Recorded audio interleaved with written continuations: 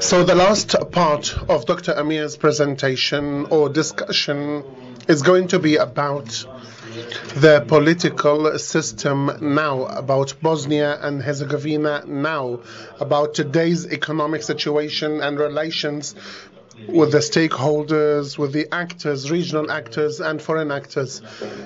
He's going to talk for about 20 minutes, followed by a 5-minute Q&A session, and after that we will move to the next session or to the second part of today's workshop. The floor is yours, Dr. Amir. You have 20 minutes.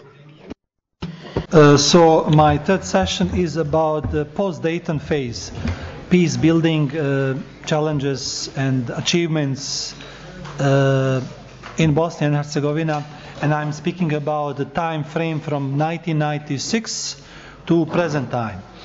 So it's a long time frame, and basically I will speak about all major achievements of the peace process, and then I will also speak about all major challenges that we face. And this time frame from 1996 to present time can be divided into two major phases. First phase is from 1996 to 2008, and the second phase is from 2008-9 to present time. So peace building process is really a success story from 1995 to 2008. This peace process in Bosnia has been more successful in this initial stage than in the stage that followed from 2008 to present time. So throughout this time, 1996-2008, peace in Bosnia did not mean a mere absence of war. It also reflected various efforts in support of legal, political and institutional transformation necessary for the state's recovery from a devastated conflict.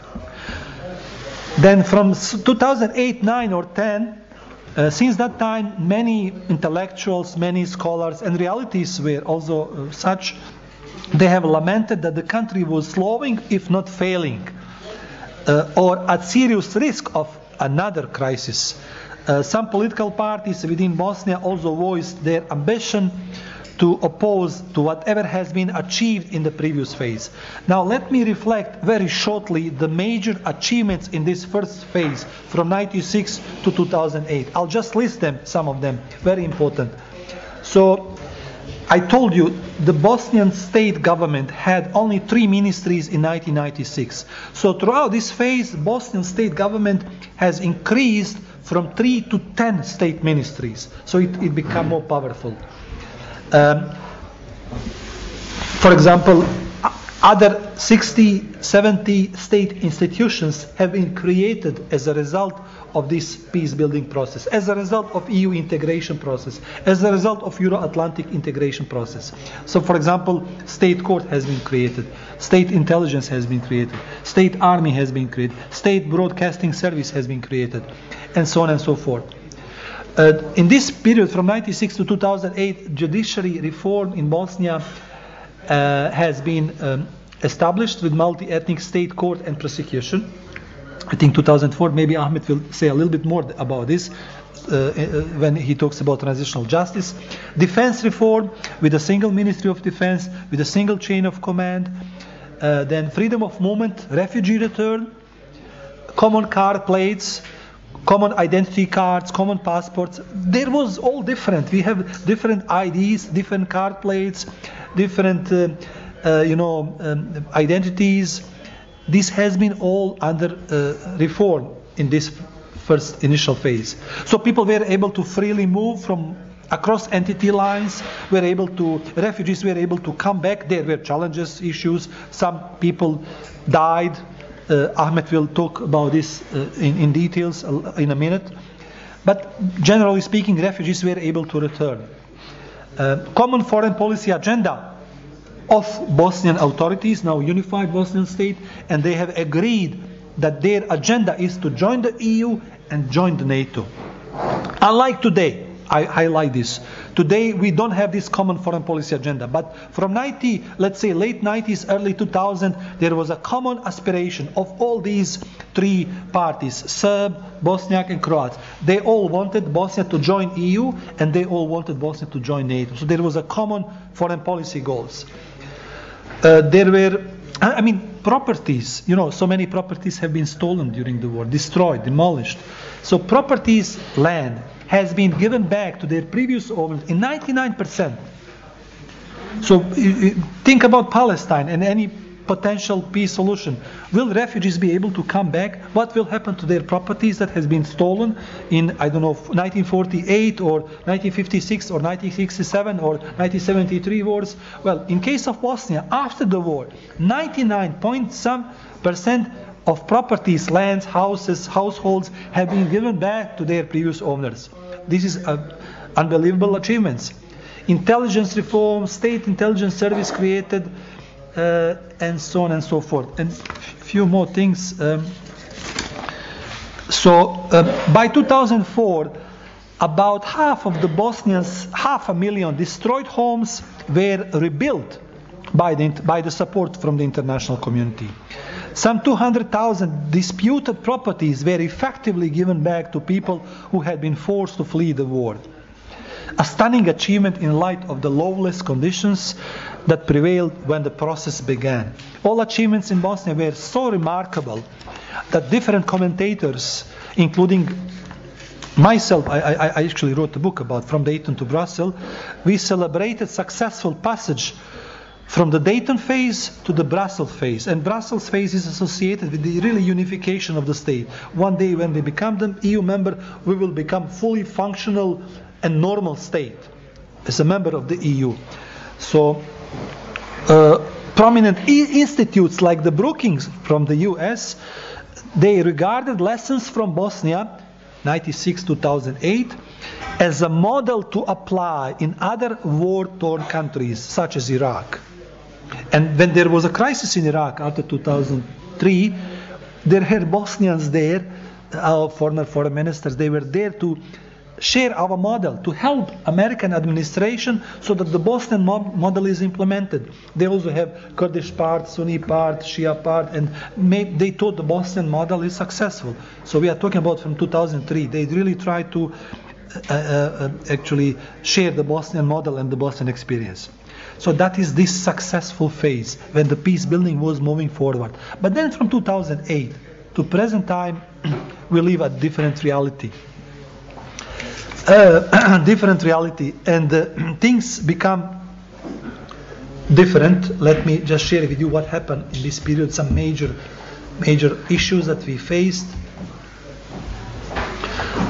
For example, Republika Srpska, one of those two entities, they renewed agreement with Serbia on a special parallel relationship in 2006. This is like before 2008.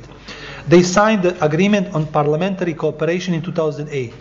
They bypassed Sarajevo, capital, in favor of Banja Luka. Ares Assembly adopted in 2010 a new constitutional law on holding referendum. Ares National Assembly formally withdrew its support for Euro-Atlantic integrations. They were no longer interested in Bosnian membership in the NATO.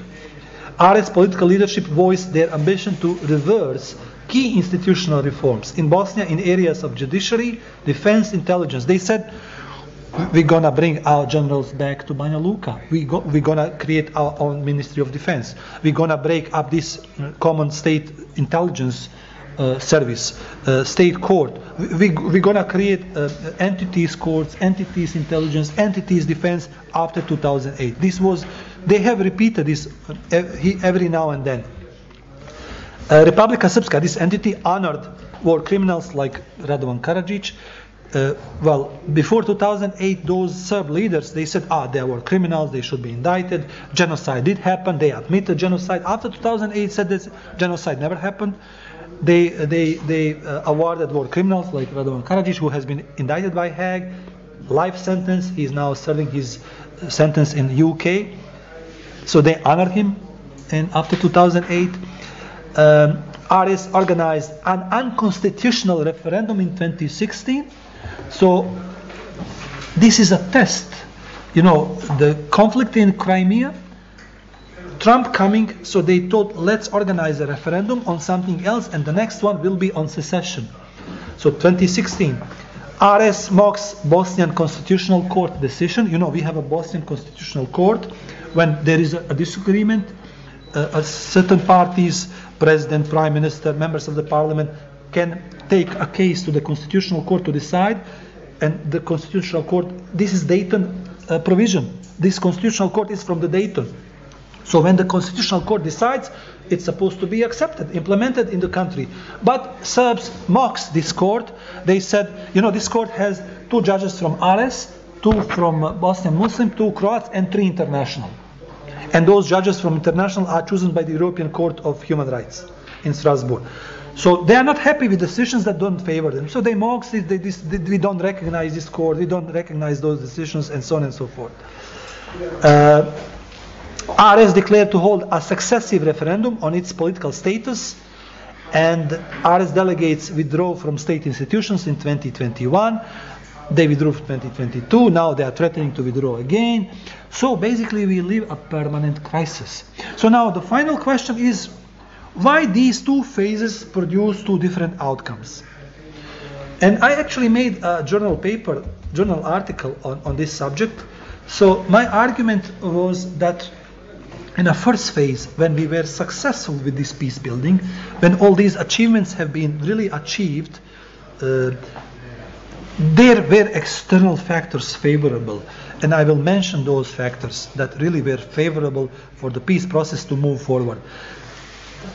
I list just some of them. NATO-led IFOR strong, 60,000 strong force. Then SFOR, 30,000 strong force missions present in Bosnia during the time.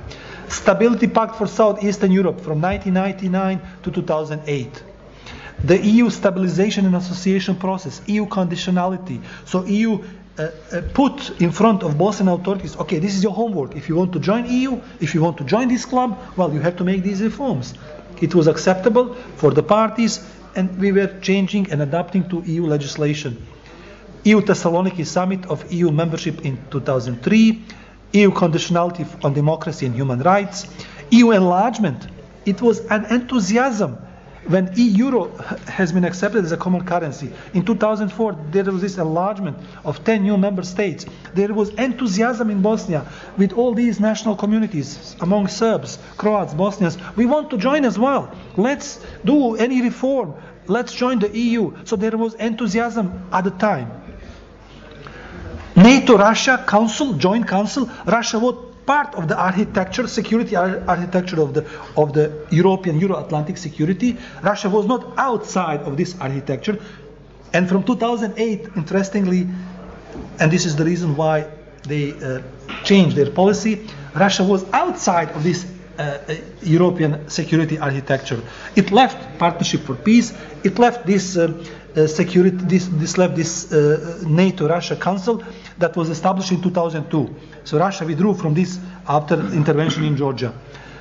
So Russia did not pose any challenge to Euro-Atlantic order in Europe at the time. Russia did not object that we want to join the EU before 2008. So these are the favorable conditions that existed from 1996 to 2008. Now let me speak about conditions that existed from 2008 to present time, which make us have all these challenges and face all these problems and issues. So NATO-led IFOR and SFOR completed their missions, and they were replaced by much weaker EU4 in 2004. The EU passed through constitutional crisis. French and Dutch voters rejected a treaty establishing European Constitution in 2005. So there was already a crisis within the EU. There was a financial crisis in 2008. So these strong institutions, rules-based order, liberal order, was in crisis from 2008 on. The US was preoccupied with other troubled areas in Iraq and Afghanistan. The US pivoted to Asia after 2011 to prevent China rise. NATO obsolete from the point of former US President Trump. NATO is obsolete. NATO is irrelevant. This is all telling Serbs, well, we don't want to join NATO, we want to have our own agenda. Russia military intervention in Georgia 2008, then Ukraine 2014. Russia collusion with local proxies in the Balkans. Now Russia is not part of the European security architecture, so they create their own security points in the Balkan region.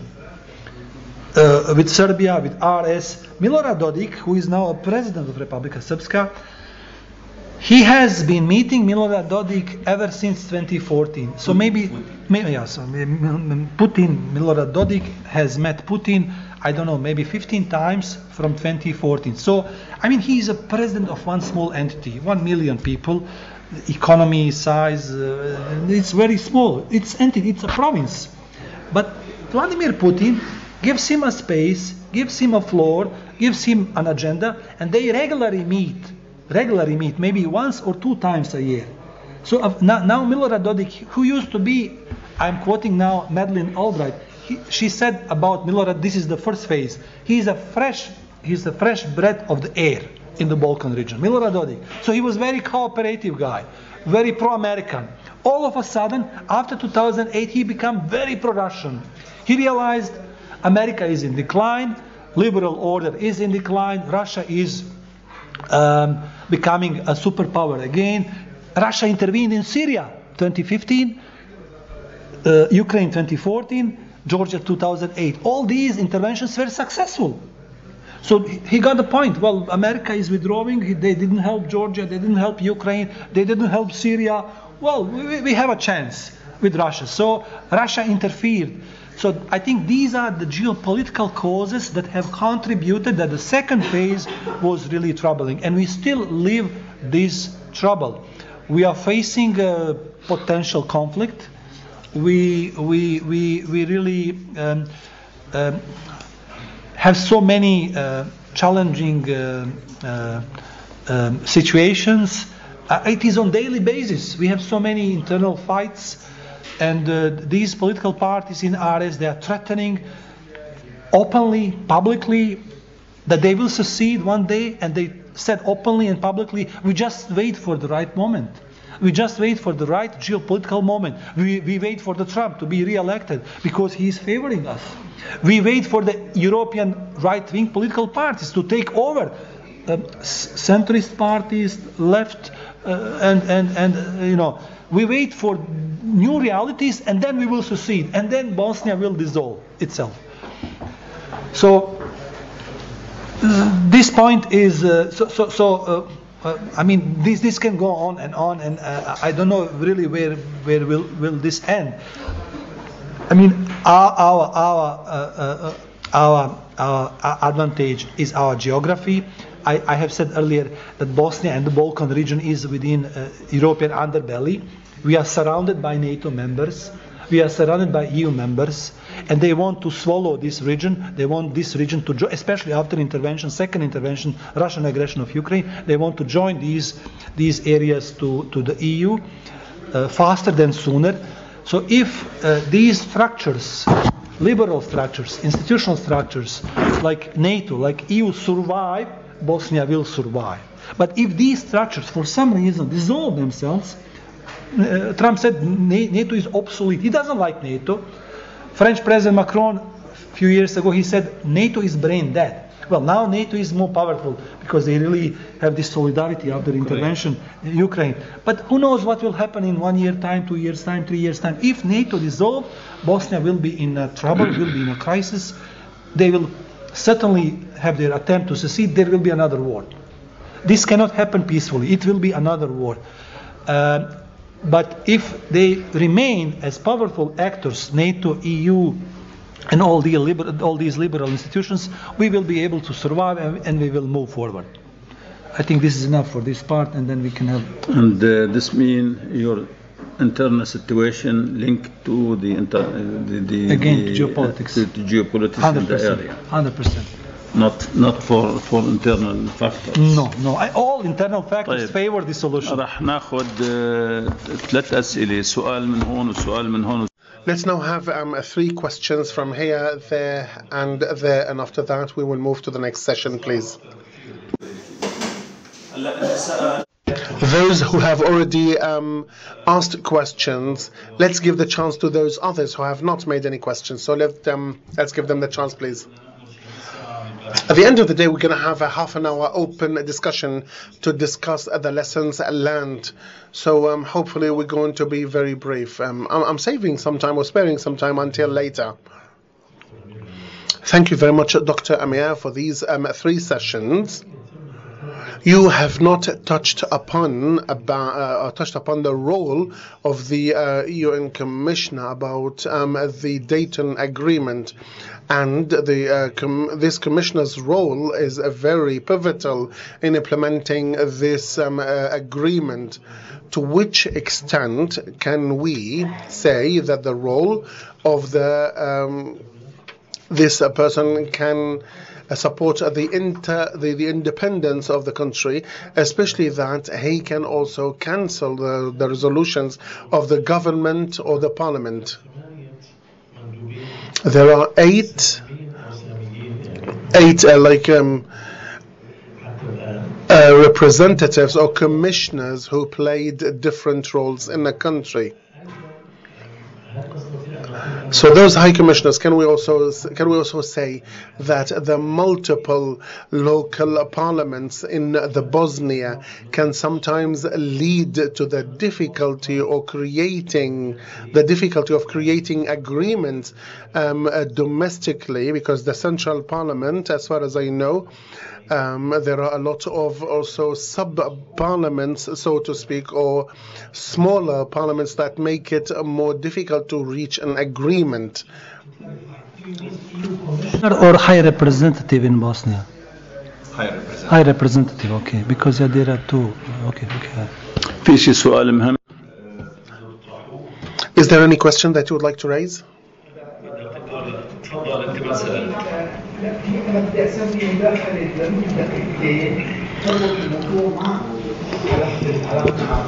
On the mic, please. On the mic. I just need 2 minutes to make an intervention, please. Okay.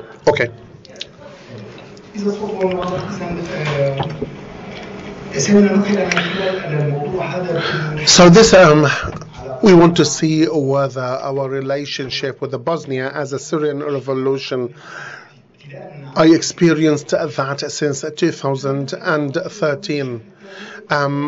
My intervention is like this. We were thinking about how we, as medical doctors, how we can recover the medical system in Syria, because we were hoping that there would be a solution, and we looked at the Bosnian experience to find a solution for this for our problem of Syria. Now we're looking at the problem and the experience. Unless we recover or find a solution or address the main problems in the society, unless we try to address the problems of those people with special needs, we won't find a solution. Unless we create safety and security for people and stability, we won't be able to achieve anything. But in order to achieve this, we also have to have a legal and human rights-based system. We have to provide security. So we as Syrians have to provide security for the good institutions that can produce good judges and good intellectuals and good legal professionals, so that they can make sure that everybody gets their rights. Otherwise, we cannot build peace or real peace. We have gone a further step as people working in the health sector, and we even visited the Bosnia and Herzegovina in person to look into the victims of missing persons and enforced disappearances. We sent judges, we sent human rights professionals to learn from this experience. The experience in Bosnia and Herzegovina is very rich, and it can help us in many aspects in building peace, We have started this process a long time ago, and this is now a good opportunity for us to thank you and tell you that we will go ahead, but it seems now that we as Syrians, we have to start by providing security and empower ourselves first of all. Thank you very much, Dr. Wajih.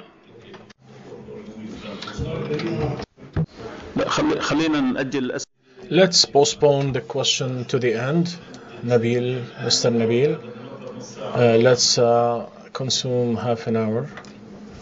So the first question was about the role of the High Representative in Bosnia and Herzegovina. So we have let's use voice.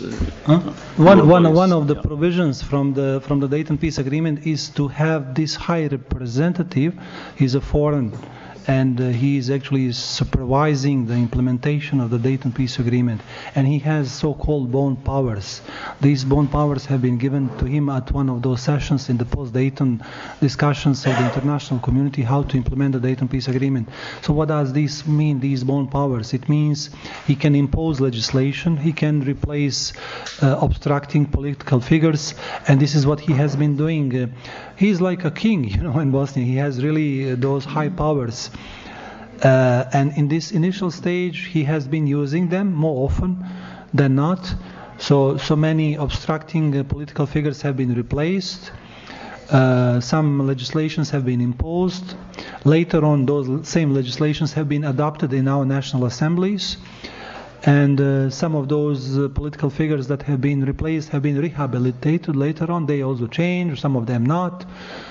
We have still this High Representative, and he is now much less effective. I would say from 2008, 2009, the international community believed that he should be in some kind of exit. The Bosnia and Herzegovina should take the ownership of this transition, should take the ownership of the political process. The High Representative should not be part of the political process.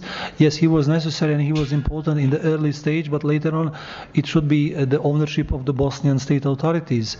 So the international community believed that he should not be that active, and he should be like silently, on exit.